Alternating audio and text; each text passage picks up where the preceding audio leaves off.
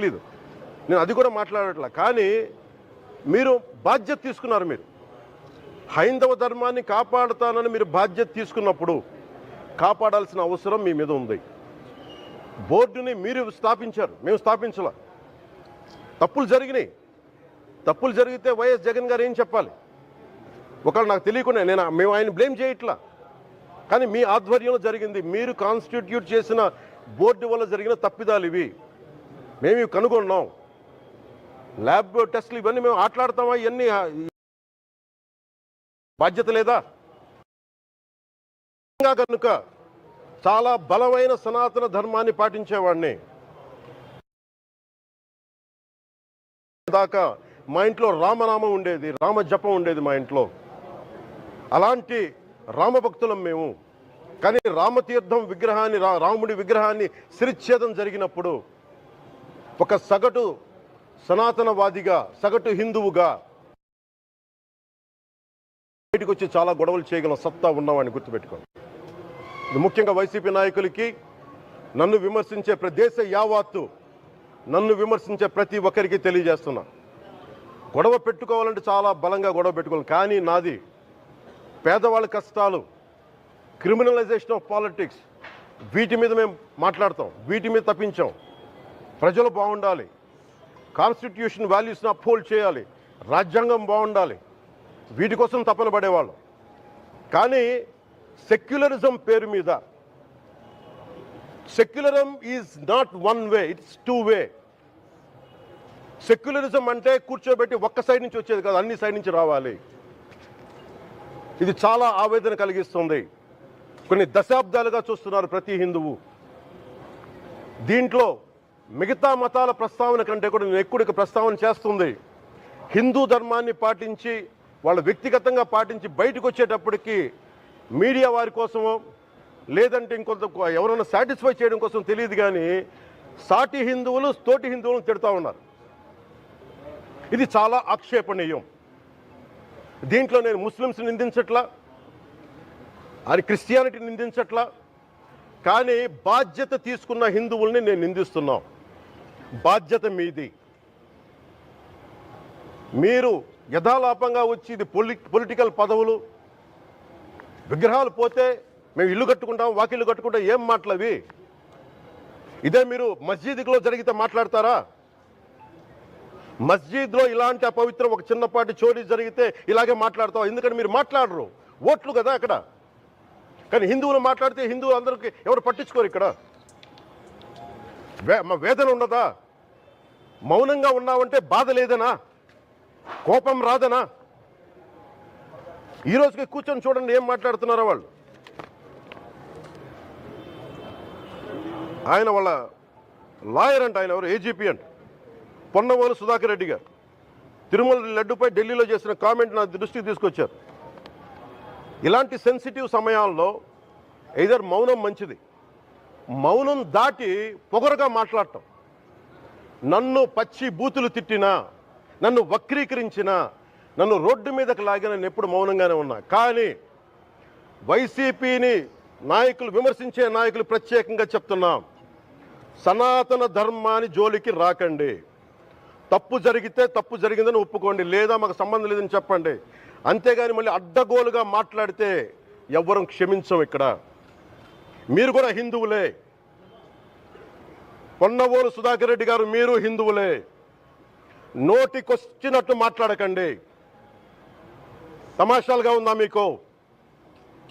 సరదాలుగా ఉన్నాయా? మొన్నటికి మొన్న ప్రకాష్ రాజ్ గారు మాట్లాడారు నా మీద. అరే నేను మాట్లాడుతుంది ఒక హిందువులు అపవిత్రం గురించి మాట్లాడుతున్నాను. ఇందులో ప్రకాష్ రాజ్ గారికి సంబంధం ఏంటి? ఇందులో నేను ఇంకొక మతాన్ని నిందించానా? ఇస్లాంని నిందించానా? క్రిస్టియానిటీని నిందించానా? ఈ అపవిత్రం జరిగింది, ఇలా జరగకూడదు, ఫుడ్ అడల్టరేషన్ జరిగిందని మాట్లాడుతుంటే దీన్ని గోల చేయకూడదంటే తప్పు జరిగినప్పుడు మాట్లాడకూడదా? ఒక అపవిత్రం జరిగితే మాట్లాడకూడదా? దేవతా విగ్రహాలను శిరచ్ఛేదం చేస్తే మాట్లాడకూడదా? ఏం పిచ్చి పట్టింది ఒక్కొక్కళ్ళకి? ఎవరి కోసం మాట్లాడుతున్నారు మీరు? ప్రకాష్ రాజ్ కూడా చెప్తా ఉన్నాను, నాకు మీరంటే గౌరవం, I have extreme respect for you. కానీ when it comes to secularism, Prakash Raj garu It's a two-way, not one. I have extreme respect for you. You know that. Mere secularism is all. It is not way. హిందువుల మీద దాడి వచ్చి మాట్లాడడం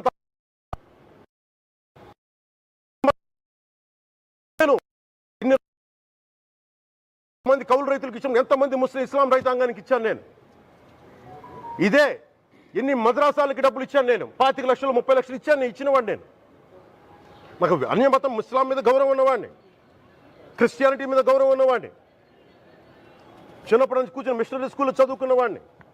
నా teacher చెప్పిన సూక్తి తను తగ్గించుకున్నవాడు హెచ్చింపబడిని చెప్పి బైబుల్ సూక్తిని ప్రతిసారి కోట్ చేస్తూనే ఉంటాను.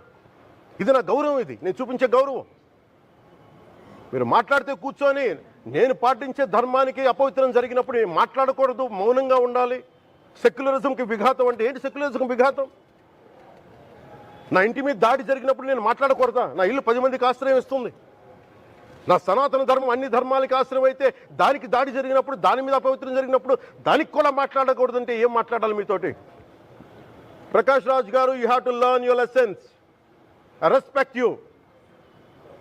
It's not just Prakash Raj Garu, all the people who thinks in the name of secularism, you're going haywire. Let me tell you guys, we are extremely hurt. Don't make a mockery out of our sentiments. We are deeply, deeply hurt. It's not fun for you, maybe it might be fun for you. It is not fun for us. It's a deep anguish, deep pain.